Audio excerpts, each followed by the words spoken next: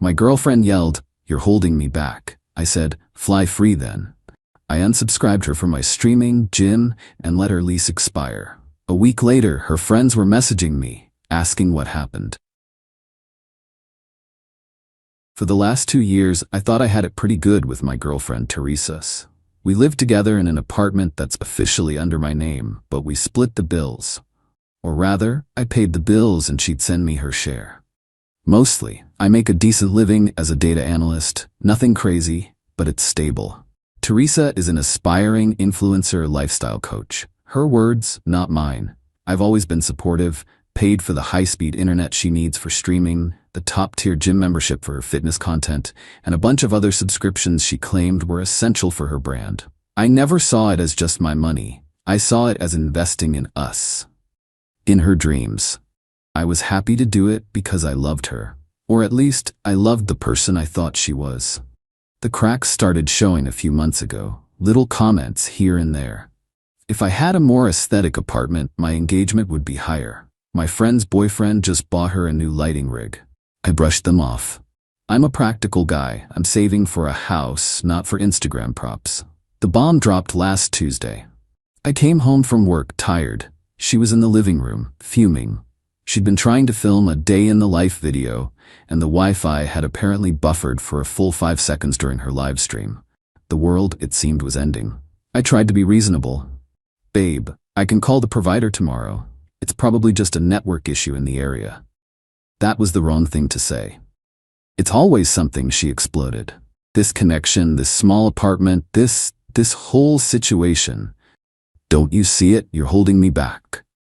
I just stood there, my keys still in my hand. "Holding you back? From what? I pay for the premium internet package you asked for." "It's not about the internet, Noah. It's about the mindset. My brand is about aspiration, about living your best life. And I'm stuck here in this average life with you. I could be so much more, but you're content with just being content. You're a cage. You're a cage. Me. The guy who works 9 to 5 so she can pursue a dream that so far has generated less income than a lemonade stand. The guy who eats cheap lunches all week so we can afford the organic, ethically sourced, gluten-free, whatever the hell ingredients she needs for one sponsored post. I felt something in me just switch off.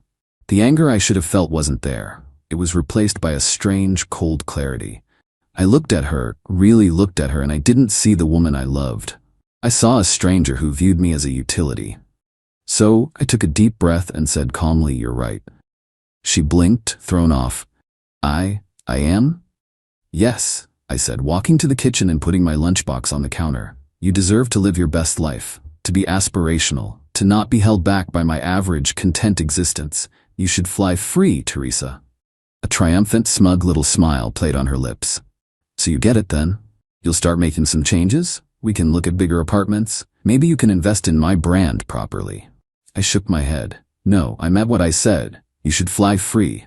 I'm unsubscribing you from my life." Her face fell. "What are you talking about?" "I'm holding you back," I said, pulling out my phone. "Let's fix that."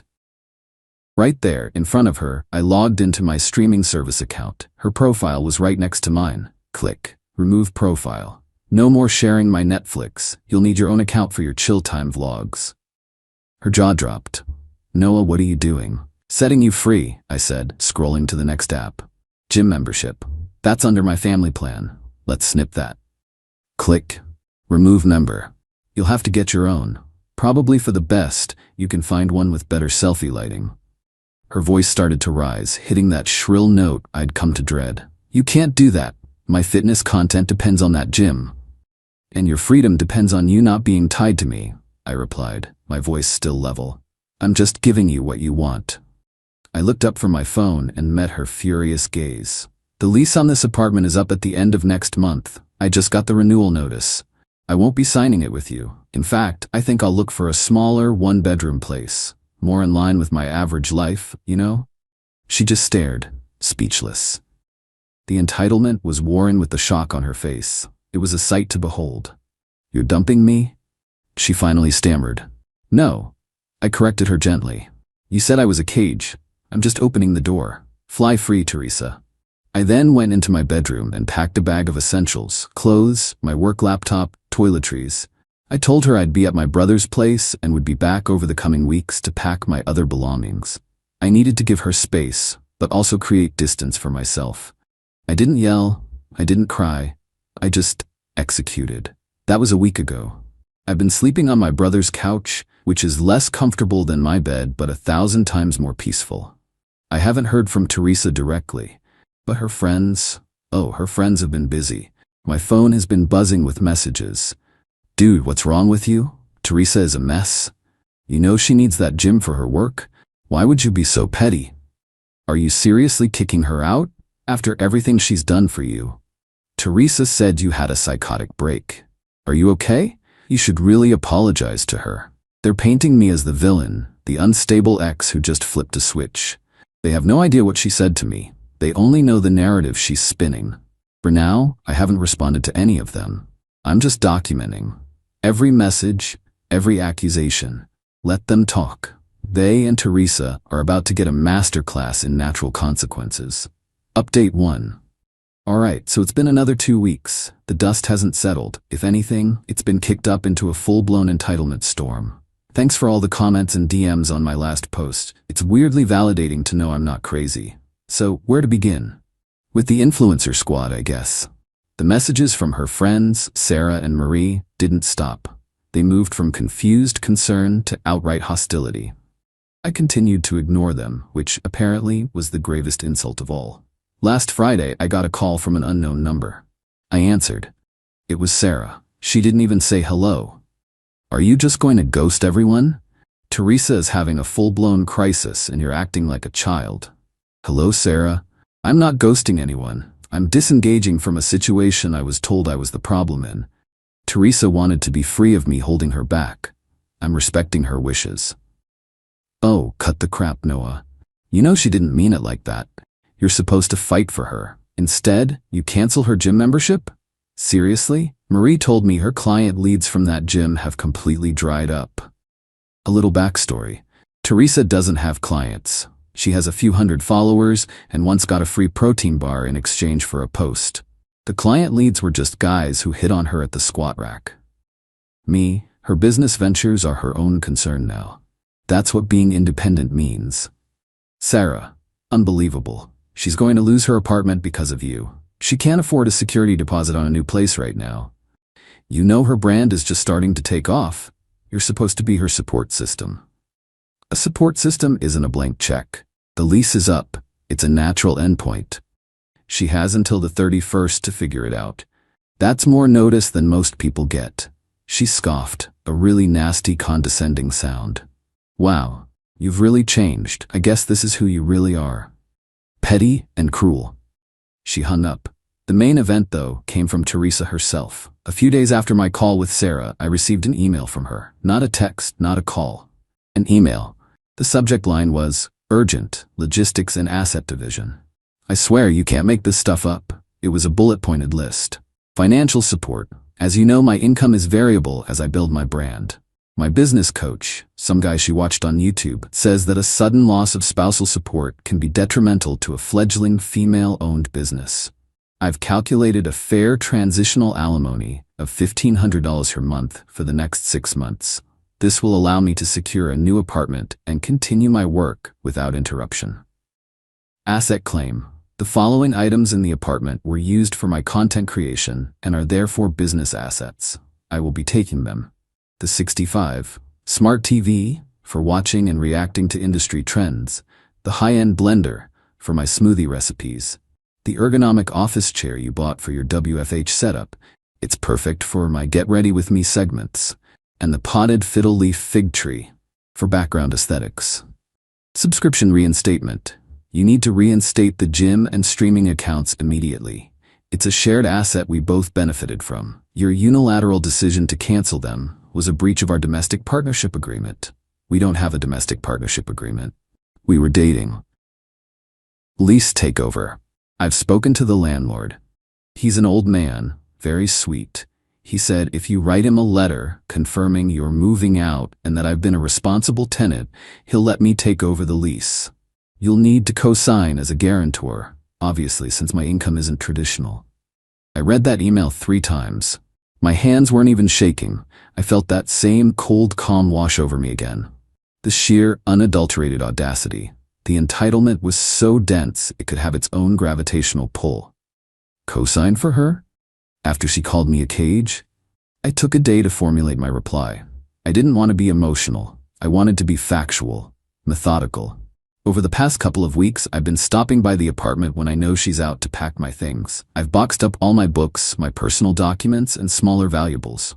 The big stuff, the TV, my chair, the kitchen appliances, the tree, is all still there. I wanted to move it all at once at the end of the month, but her email just changed the game. I replied to her email, CCing no one. Subject: urgent, logistics and asset division. Teresa, thank you for your email. I'll address your points in order. Financial support. I am not your spouse. There will be no transitional alimony. My financial obligations to you ended when our relationship did. I suggest you consult your business coach on strategies for monetizing your brand. Asset claim. Let's clarify ownership. The TV was a gift from my parents for my birthday last year. The blender I bought with my credit card points. The ergonomic chair is my property, which I need for my actual bill-paying job. The fig tree was a housewarming gift for me when I first moved in, before you. You are welcome to take anything you purchased with your own money.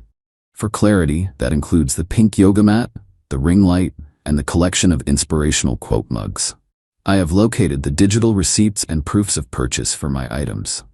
Subscriptions. These were paid for from my personal accounts for our mutual enjoyment. Our relationship has ended. Therefore, my paying for your personal entertainment and business aids has also ended. Lease takeover. This is the most interesting point. You want me to act as your financial guarantor after you stated my financial situation was a cage holding you back? That is, to put it mildly, inconsistent. I will not be co-signing anything. You are free. Truly free. That means you are free from my support and also free to support yourself. I have already informed the landlord that I will be vacating the property on the 31st and will not be renewing the lease under any circumstances. You have 12 days to vacate the premises and remove your personal belongings. Anything left after 5 p.m. on the 31st will be considered abandoned. I will be there on that day with my brother to remove the last of my property. This is my final communication on this matter. Any further correspondence should be about the logistics of you moving out. Regards, Noah. I hit send. It felt like launching a satellite into orbit, a clean, precise deployment. The fallout was immediate. About an hour later, my phone buzzed. It was a text from her mom. Noah, Teresa is hysterical. We are very disappointed in your behavior. You need to call me and we can sort this out like adults. There are 2 sides to every story. I typed back a simple, "Hello Janice, there is one fact in this story. Your daughter ended our relationship and now needs to move out. I wish her the best." And then I blocked her number. Teresa is about to find out that when you fly free, sometimes you fly straight into a brick wall of your own making. And that wall gets a lot harder when you try to take things that aren't yours. Update 2. It's the 30th of the month, the day before move out. The last 10 days have been a masterclass in psychological warfare. I feel like I've aged 5 years, not from sadness, but from the sheer grinding stress of dealing with a level of delusion that defies science. After my last email, Teresa went quiet again. But this was a different kind of quiet. A plotting quiet. I used the time to find a new 1-bedroom apartment closer to my office. Smaller, cheaper, and blissfully mine alone. I signed the lease and paid the deposit. My official move-in is the 1st. The plan was simple. Get my remaining stuff from the old place on the 31st and be done with it. Then, 4 days ago, the dirty trick I was half expecting finally landed. It wasn't a call. It was a formal-looking email from the landlord's management company. The subject line was, "Formal tenant complaint notice." My heart hammered in my chest. I opened it. The email was dry, bureaucratic. It stated that a complaint had been filed by the other occupant, Teresa, alleging a hostile living environment and emotional distress. It claimed I was using the lease termination to improperly evict her as an act of control. There were no specific accusations of abuse, just vague legal-sounding phrases. But the intent was clear, to paint me as the villain and potentially tie this up in some way that would either force me to pay her to leave or make the move-out process a nightmare. This is where the calm, collected narrator thing fell apart for a minute. My hands were shaking. I read it again, and a hot, sickening wave of panic washed over me. This wasn't about a gym membership anymore. This was a lie that could stick, a complaint that could go on some kind of record. She could actually ruin me with this. I immediately called my brother, Jesse. He's a paralegal, and my voice was anything but calm. I probably sounded like a crazy person. She's lying. She's trying to screw me. What do? They sent an email, a formal complaint.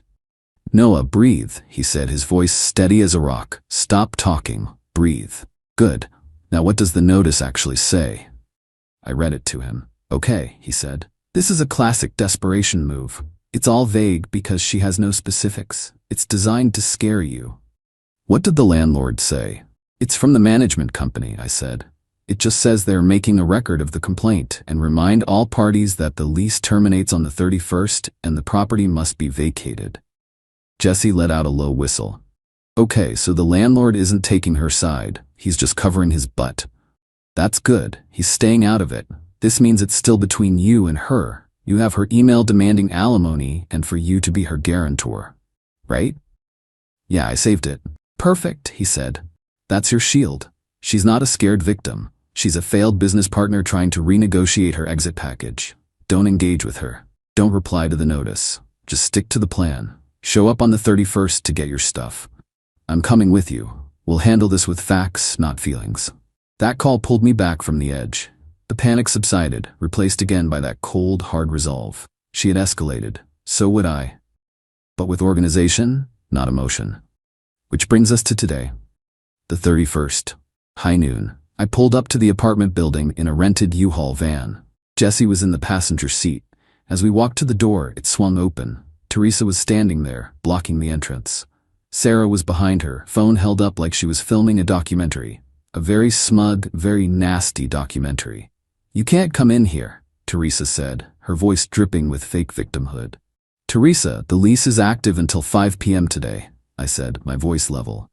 I'm here to remove my personal property. No, she said, a small smirk on her face. You've caused me extreme emotional distress, and you've left all this stuff here as a way to control and intimidate me. These are abandoned assets now, or shared assets. Either way, they're staying. She specifically pointed past me towards the van. And you're not putting my business equipment in there. She was talking about my TV, my chair, my blender, my tree. Your business equipment? I asked. Yes, Sarah chimed in, moving closer with her phone. That TV is crucial for her media analysis. It's a business expense. This was it. The final, ridiculous stand. Jesse stepped forward slightly. Hi, Teresa. I'm Noah's brother, Jesse. Just so we're all clear, are you refusing to allow Noah to retrieve his belongings? I'm refusing to be intimidated, Teresa shot back. I had come prepared. I pulled a folder from my jacket. Teresa, this is getting silly. I have here the credit card statement showing my purchase of that television. I also have the email from my parents gifting it to me for my birthday. I have the order confirmation for the chair. Do you have anything at all to prove you own any of it? She faltered for a second. It was a gift. For the apartment. For us. Okay, I said, taking another step. Let's say you want to argue that in front of someone. You want to call the police? Please, go ahead. Call them. Explain to them that you want to keep my property. I held up a second paper from the folder. It was a printed copy of her email. And when they get here, I continued, my voice dropping a little lower, I'm going to show them this email you sent me 2 weeks ago. The one where you, a woman supposedly living in a hostile environment, demanded that your alleged source of distress, co-sign a new lease for you and act as your financial guarantor for another year. And I'll show them your demand for $1,500 a month in alimony. How terrified do you think you'll look then? I saw it in her eyes, the entire narrative crumbling. She had built her strategy on me being emotional, on a landlord being easily swayed, on her friend's support being enough. She never planned for receipts, for calm, documented logic. Sarah lowered her phone. The smugness on her face was gone, replaced by confusion. She was realizing her brave, victimized friend was actually just a bad liar. Teresa just stared at me, her mouth opening and closing silently. All the fire was gone. "We're gonna move my TV now," I said. "And my chair, and my blender, and my tree. You and your friend can either help, or you can get out of the way. Your choice." She didn't move, but she deflated, stepping aside. She looked small, pathetic. For the next hour, Jesse and I loaded my things into the van. Teresa and Sarah sat on the floor in her now empty bedroom, whispering. They didn't offer to help. They didn't say another word. The power was gone. As we loaded the last box, I took one final look at the apartment. All that was left were her things. The yoga mat, the ring light, some clothes strewn about. It looked temporary, a stage for a life that hadn't happened. I walked to the door, didn't look at her and said, "Leave your key on the counter." "Goodbye, Teresa." I didn't feel triumphant. I didn't feel a rush of victory. I just felt empty and tired, but also profoundly, deeply relieved. The cage door had been open for a month, but it felt like I was the one who had just flown out of it. It's over. She has to figure out her own life now, and for the first time in 2 years, so do I. And my new apartment, even with an air mattress on the floor, has never felt more like home.